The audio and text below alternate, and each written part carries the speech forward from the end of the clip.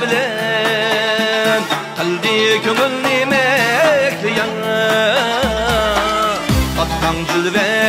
bilen qalbi köngülni mekleyen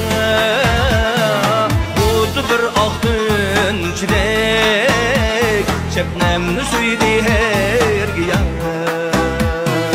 Udu bir ahtın çidek şebnemni suydi her giyan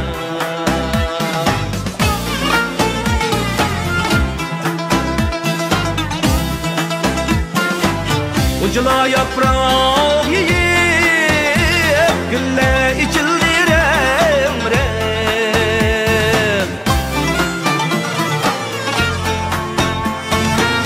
Ucula yaprağı yiyip gülle içildirem rem Yüzüyüp çıktı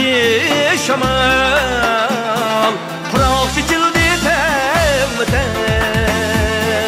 Yüzüyüp çıktı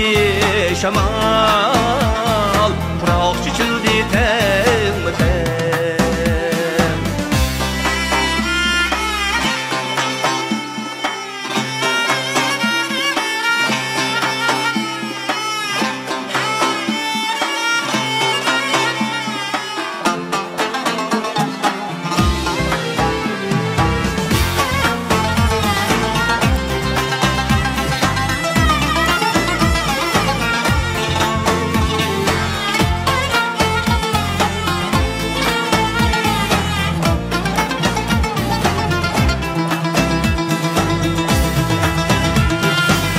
Kızıl nurdu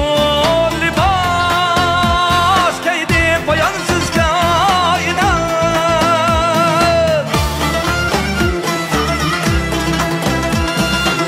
Sayrışıp bağlara kuşlamı yaydiken kanat Şu güzel tam cilvesi